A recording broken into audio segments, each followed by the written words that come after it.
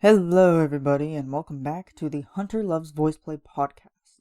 I decided to go a different route this time and introduce two very brilliant and very amazing people who make up a company by the name of Pattycake Productions. I personally support this company, and they make music videos and series based around Disney characters. They work with an exceptional group of actors and actresses who bring each character to life, and let me talk to you about my experience about discovering Pattycake. First off, who and what make up Pattycake? Pattycake is made up of the amazing and brilliant duo, Tony Joachim and Layne Stein, who are current as well as past members of Voiceplay. Layne is still current in Voiceplay, and Tony is more of behind the scenes for whenever Voiceplay needs him as a director or a side character, depending on what project. So, I first got into Pattycake shortly after I was introduced to Voiceplay. Now, mind you, I didn't make the connection until I saw their names in the credits. Doi. My first video I saw from them was Bump in the Night, which a lot of people talk about. It is Tony's favorite, and even though this video is not in its baby stages anymore, the production on it still holds up. And if anything, their production value has gone up immensely as the years have gone on, and as their support team grown larger and larger. And I'm also on that support team as well. Supporting them has been great. After I watched Bump in the Night, I was hooked. I checked out all their other videos and then stumbled upon the series The Villain's Lair and immediately binged the entire first season. Like, I just took a day and I just sat there and I just binged the entire thing because I was like, this is just It's amazing. Like, it's something to where it's like the creative edge of just writing the story from the Disney villain point of view, but then also writing something that it's like, it's different, it's new, and it's like, it was like, it's based off of something, but it's also, it turns into something else. And it's just like, every character has its like motive, and like in season 2, they just finished with season 2, and it's just, it's so fun. It's just incredible, the work that they do for that. And they've pivoted their production now, but yeah, it's always interesting. And they also have Princess Academy. I mean, me for Disney princesses, I'm not the biggest fan of Disney princesses, but I still watch their stuff. Like, I watch Princess Academy and, just like Cinder Swift and all of that. So after I watched Villain's Lair, I was in shock from the songs, the arrangements, costumes, which Tony handmade, by the way. I think there was like one dress that had a crazy amount of cubic zirconias on the thing, or like it was like, I don't even think it was cubic zirconia, I think it was like Swarovski diamonds, and it's like, oh my lord. And he placed every single one of them individually, and I'm like, oh, goodness. I wouldn't have the time for that. I wouldn't have the patience, obviously, so, credit to Tony. So, like, other than costumes, which are just incredible, the actors, the actresses, props, lighting, set design, like, after just watching something like that I'm like, the countless hours that they put into, and not to mention that Layne is busy working with, not only he's working with Pattycake, but he's also working with Voiceplay. Just for them to come up with stuff that's like maybe takes, months in the making, maybe up to a year.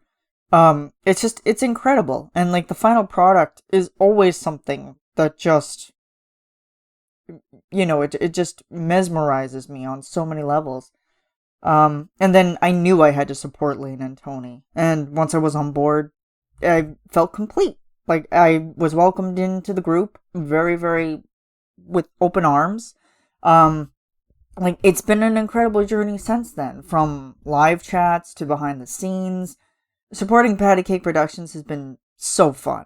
Layne and Tony never fail to impress me with their writing and arranging styles, and they are a duo that they work so well. And of course, they're going to have moments where they won't always agree, but once the end product comes out, it just, like I said, it just blows me away. like, probably, I would say, and, like, also hearing their intel about how they do things and, like, how they work on the episodes is always fun. Um, like, just to kind of hear them talk about the more technical side of things, and then also for them to talk about, like, the song and the music and just how they've managed to pull the whole thing together. It's just, it's incredible. And, like, the latest, um, like, even Voiceplay production at Pattycake Productions, which they have their own studio, it's still a forest. It's still like the forests of Morva. Uh, because if you've watched Classical Chaos, that would be from where that is from, and then also they used it for Ancient Relics.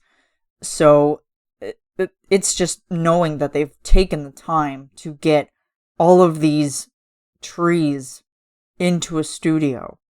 And, just hearing their tales of suffering that they've gone through when they tell us what they've gone through to get those trees or what they've gone through to get something done. Not only do I end up laughing because I'm like, oh my god, are you serious? Like, why would you put yourself through that? But then also it's like, you look at the final product and you're like, yeah, the suffering was worth it. It was worth getting cut up by a whole bunch of branches and, getting covered in bugs and bleh. So it's like, I don't know. I'm like, and once I hear that it's like, oh, we have a whole bunch of trees in our studio, I'm like, what? Like, it's just like, what are they doing? But then it limits, it limits a whole recording space for Voiceplay and Jeff, and even, well, like, I mean, not even necessarily for Pattycake, but it limits their usage of the space. So then they have to go to other places to try to find filming locations. So that kind of puts a knife into things. But yeah, I mean, so far, like, I think Bump in the Night was like my number one video that I watched from them, and then I moved on to Villain's Lair. And like, the funny thing is that it's like I started watching it, and then I was like, okay, this is like super, super good, and I'm like super excited about it. But then I like I fell in love, but then I fell out of love right away because I was like, it's like it's like, oh yeah, that's cool, but it's like, but then, people were like, no, you have to immerse yourself into Pattycake. You have to watch what they're doing. And I'm like, okay. So, I started watching their stuff, and I'm like, okay, this is good. Like, this is fun. And it's just a good twist on somebody like myself who, grew up with Disney, and who, like, my entire childhood, I was raised by Disney pretty much. Like, everybody, I think, was raised by Disney at some point in their life. But, just to see it taken in a different style and on a different, approach is just always fun.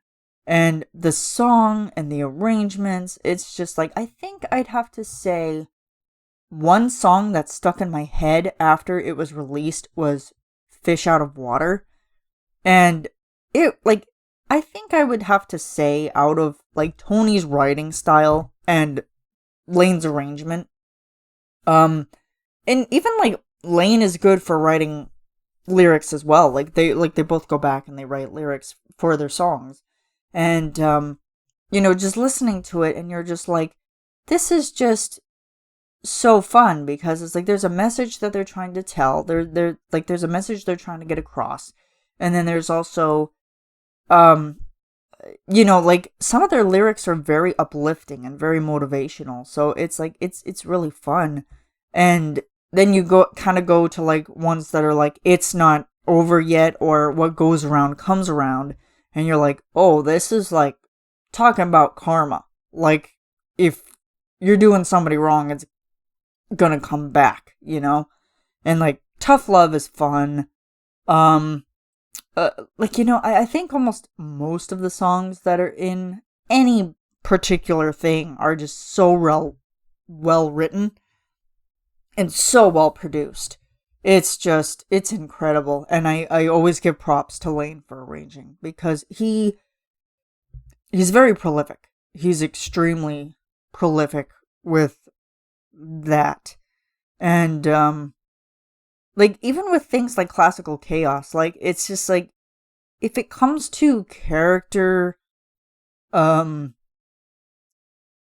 character involvement of, like, whether it be trolls, whether it be Disney, whether it be, like Nightmare Before Christmas, that type of thing. It's like, he just has that vision and has that way of doing it. And, and of course, a huge shout out to Rick Underwood, who does a lot of the makeup for Pattycake, and as well as for Jeff and for Voiceplay. Guy's working overtime, really. Like he's in super high demand, knowing that, they work for Pattycake as well. Rick and Renee, they're so sweet, and their work is just perfect. But yeah, there's a little bit of a background story into Pattycake Productions. Definitely check out their YouTube channel, check out their Patreon. It's fun. And, if you manage to be in a live chat, that's when the fun really goes down. Is if you're sitting in front of a computer screen and then you have Layne and Tony talking to you. Sometimes the shenanigans get out of hand. So, I mean, Layne always says that I always have something to share, except for the day when I was sick and I couldn't physically speak. I couldn't verbally speak. It's like he knew. Well, I mean, he knew that I was sick. And, they both gave me good vibes. But then it's like, oh, you always have something to share, Hunter. And I'm like, I can't speak right now. Like, my voice is shot because I was coughing all day. So, yeah. But it's super fun. Pattycake is they're doing good stuff over there. They're doing great stuff. They're busy, but they're doing stuff. And yeah. So thanks so much for tuning in, you guys. I hope that this was interesting for you. Thanks so much for watching, and I will see you guys in the next one. Bye.